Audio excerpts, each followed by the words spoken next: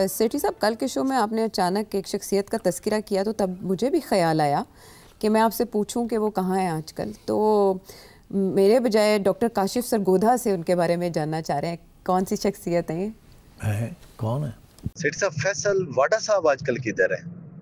کل وہ تو بتائیں، وہ کدھر ہیں آج کل؟ آپ واڈا صاحب کو مس کر رہے ہیں نا، بکاز وہ آ کے ہمیشہ ہلچل شروع ہو جاتی ہے جیسے وہ ٹی وی پہ بیٹھتے ہیں. ہاں تو چلے، آپ کے لیے خوشخبری ہے کہ واڈا صاحب جہاں بھی گئے ہوئے تھے وہ واپس آ گئے پاکستان آج.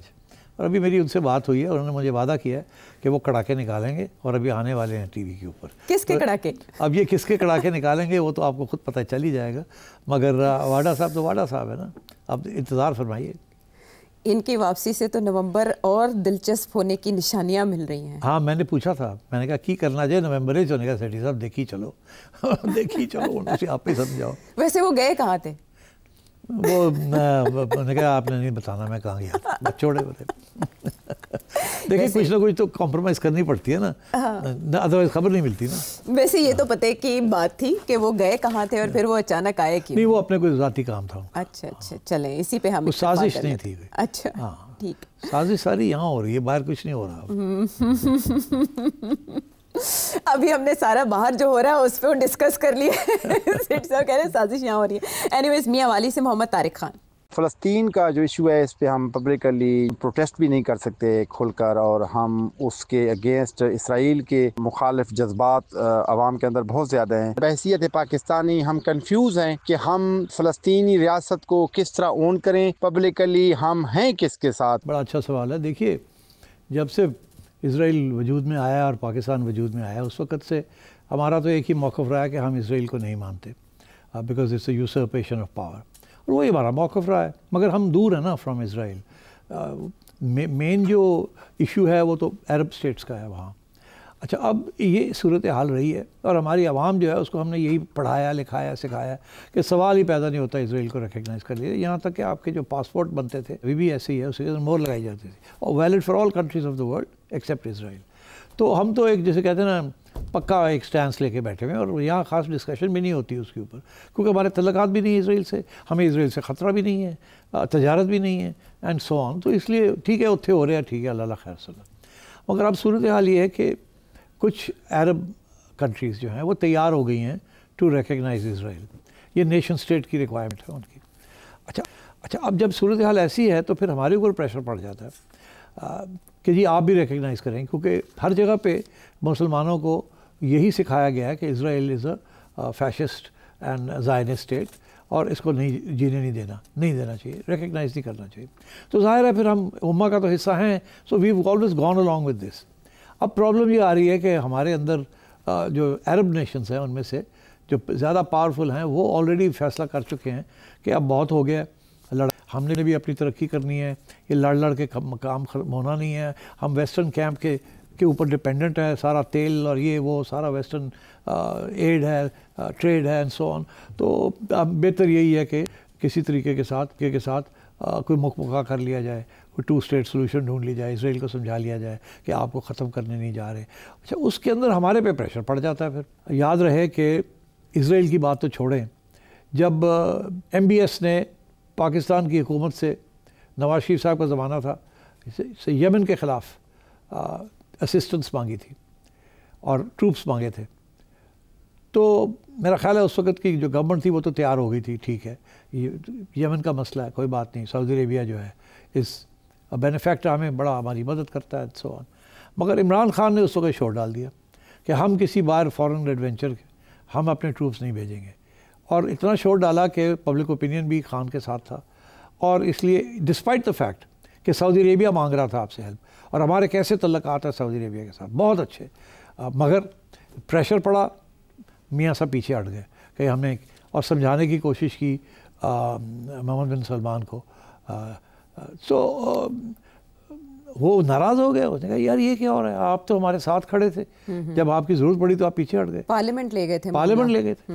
تو اب وہ تو یمن کی بات تھی، اب اسرائیل کی بات تو اور بہت درجے خطرناک ہے. اور اب یہاں پھنس گئے ہم، جینیونلی پھنس گئے ہیں. ایک طرف we have to stand with Saudi Arabia and the UAE دوسری طرف ہم ایران کا نیوکلیئر پروگرام ہے اس کو بھی پروٹیکٹ کرنا چاہتے ہیں، کیونکہ آج وہ ایران کو اٹیک کر رہے ہیں، کل ہمارے اوپر کر سکتے ہیں، تو وہاں بھی ہمیں کھڑا ہونا پڑتا ہے۔ ایران کے ساتھ کھڑے ہوتے ہیں تو امریکہ کے خلاف ہو جاتے ہیں، امریکہ کے ساتھ کھڑے ہوتے ہیں تو ایران کے خلاف مسئلہ بن جاتا ہے۔ تو ہم ایک ٹائٹ سچویشن میں ہیں جس میں ہمیں کافی کچھ جگلنگ کرنی پڑ رہی ہے۔ تو اب ہم حصہ تو بن گئے ہیں ان آل دیز اکارڈس، بیکاز سعودی عربیہ نے کہا آپ ہمارے ساتھ چلیں گے۔ اب سعودی عربیہ کو آپ نہ نہیں کر سکتے، امریکہ کو آپ نہ نہیں کر سکتے، تو اس لیے آپ ساتھ ساتھ چل رہے ہیں۔ چائنا کو آپ نے سمجھا دیا کہ جی یہ ہماری مجبوری ہے، اور اسرائیل کا مسئلہ بھی نہیں ہے چائنا کے لیے۔ سو آئی تھنک اس قسم کی سچویشن ہے۔ ابھی آپ پوچھ رہے ہیں کہ یہاں کیوں نہیں مظاہرے ہوئے، ڈیمونسٹریشن کیوں نہیں ہوئی؟ اب دیکھیے ہوئی تو ہے نا، جماعت اسلامی نے ڈیمونسٹریشن کی ہے کراچی میں، اسی طریقے کے ساتھ چھوٹی پارٹیز نے بھی ادھر ادھر ڈیمونسٹریشنز کی ہے۔ سٹنگ گورنمنٹ جو ہے وہ تو ظاہر ہے وہ نہیں کرے گی، وہ تو گورنمنٹ کے اندر ہے ڈیمونسٹریشن، تو باہر کی سیاسی جماعتیں جو اپوزیشن میں ہوتی ہیں وہی کرتی ہیں یا عوام کو وہی نکالتی ہیں۔ پی ٹی آئی والے جو ہے میں حیران ہوں، انہوں نے ابھی تک اسرائیل اور پیلسٹائن کے اوپر کوئی ڈیمونسٹریشن نہیں کی۔ میں اس دن پوچھ رہا تھا سلمان راجہ صاحب سے کہ بھئی کیا ہو گیا آپ لوگوں کو، دس از اے گریٹ کاز، آپ لوگ اور کوئی نہیں آپ کو نکلنے دیتے، مگر اس کے لیے تو آپ کو کھڑا ہونا چاہیے۔ بانی کا کوئی ٹویٹ تک نہیں آیا پیلسٹائن، اور عمران خان صاحب پچھلے سال کچھ بات کی تھی، اس سال بات ہی کوئی نہیں۔ اس سال تو صرف اتنا ہم نے سنا ہے کہ جمائمہ کی والدہ کی وفات ہو گئی ہے، تو کہہ رہے ہیں کہ اگر میں آزاد ہوتا تو میں ان کی جنازے پہ ضرور پہنچتا، یہ ان کی بات ہوئی ہے۔ حالانکہ بہت سے پی ٹی آئی کے ان کے قریبی ساتھی وفات پا گئے اور یہ ان کی فیونرل پہ نہیں گئے، بیکاز ان کو بشرا بی بی نے کہا تھا آپ نے نہیں جانا، جو بھی ہے۔ تو اب اس قسم کی سچویشن ہے۔ پاکستان کی بڑی مشکل حالات میں ہے اس وقت، امریکہ کو نہ نہیں کر سکتے، سعودی عربیہ کو نہ نہیں کر سکتے، پاکستان کی عوام جو ہے اس کو کیسے ساتھ لے کے چلیں گے؟ میں نے ایک دفعہ یہ کہا تھا، جس کے اوپر میری کچھ تھوڑی سی تنقید بھی ہو گئی کچھ ایسے کوارٹر سے، کہ یہ آپ کیوں کہہ رہے ہیں، but that is not the case right now. تو اب یہ حکومت جو ہے یہ کیسے سعودی عربیہ کے ساتھ جائے گی یا امریکہ کے ساتھ جائے گی؟ فارچونیٹلی فار دس گورنمنٹ وہ ابھی کچھ ہونے نہیں جا رہا، بہت مشکل حالات آ رہے ہیں آگے، مگر آئیں گے ضرور، وقت آئے گا جب ان کو فیصلے کرنے پڑیں گے، اور اس وقت کیا کریں گے I don't know how they will do it.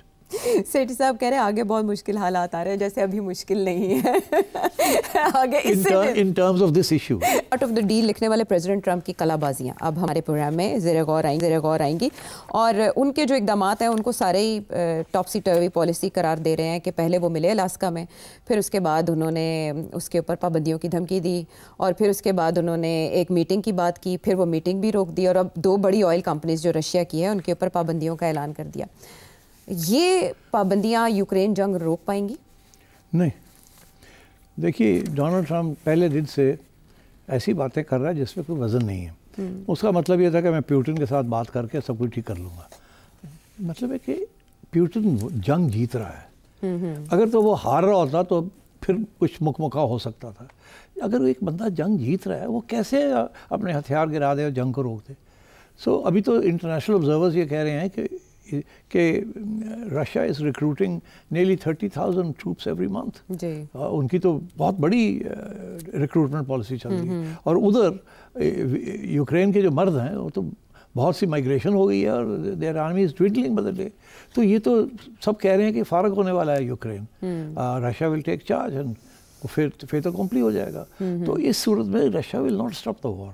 اب خیال تھا ڈونلڈ ٹرمپ کا کہ میں پیار محبت سے گپا مار کے ٹھاپ ٹھوپ لے کے ہاتھ ملا کے اس کی تھوڑی عزت کر کے تو اس کو منانا، ناٹ ایٹ آل۔ اس کا بڑا کلیئر کٹ ہے، وہ 2022 کے بعد انہوں نے فیصلہ کیا تھا، اور 2022 کے بعد ایک سینکشن نہیں، پتہ نہیں کتنے سینکشنز یورپ اور امریکہ لگا چکا ہے۔ ایک ٹیبل ہے میرے پاس، فیبرری 2022 میں کوئی 5,000 کے لگ بھگ مختلف سینکشنز لگ چکے تھے ریشن کمپنیز کے اوپر، اور پھر کوئی 23 کے اندر کوئی 18,000 سینکشنز لگ چکے تھے، 24 میں کوئی 23,000 سینکشنز لگ چکے تھے، 25 میں ابھی تک 24,000 سے زیادہ سینکشنز لگ چکے ہیں۔